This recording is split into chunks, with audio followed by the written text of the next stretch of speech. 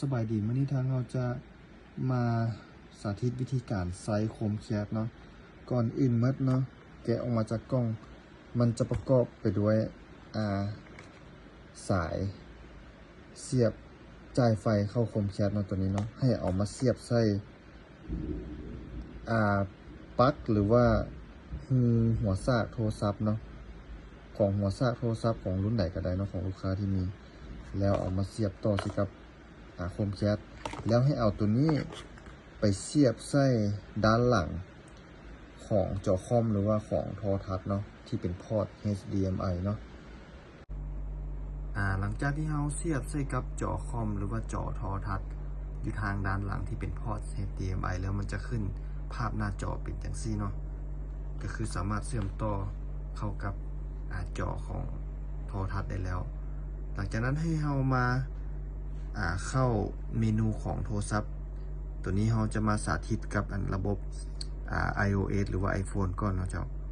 ให้เข้ามาที่ตั้งค่าแล้วเข้ามาที่Wi-Fi เจ้า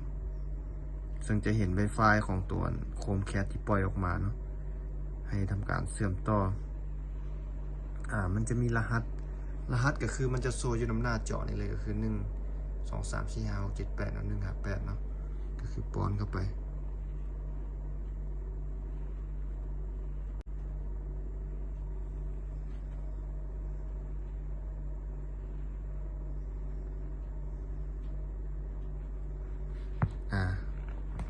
หลังจากนั้นให้เราเข้ามาที่เมนูตัวนี้สไลด์ขึ้นมาแล้วมันจะมีตัวแชร์หน้าจอจะ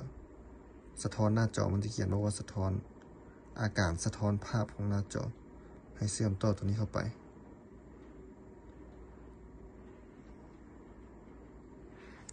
หลังจากนั้นก็สำเร็จมันก็สามารถ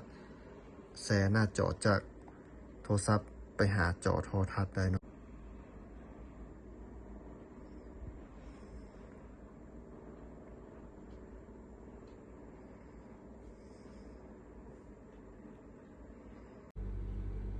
สำหรับอุปกรณ์ Android หรือว่าโทรศัพท์ Android เนาะทุกรุ่นแม่นให้เข้ามาที่การตั้งค่าเนาะ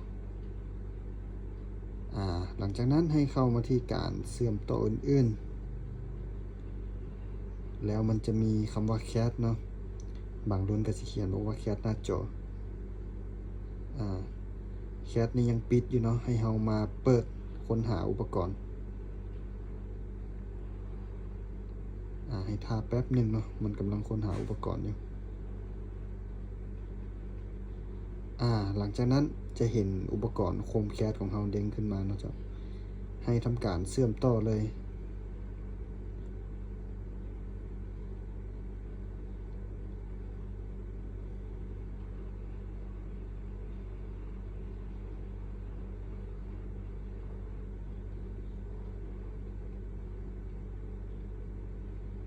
เพียงเท่านี้เราก็สามารถแชร์หน้าจอจากโทรศัพท์ไปหาหน้าจอคอมหรือว่าโทรทัศน์ได้เนาะเจ้า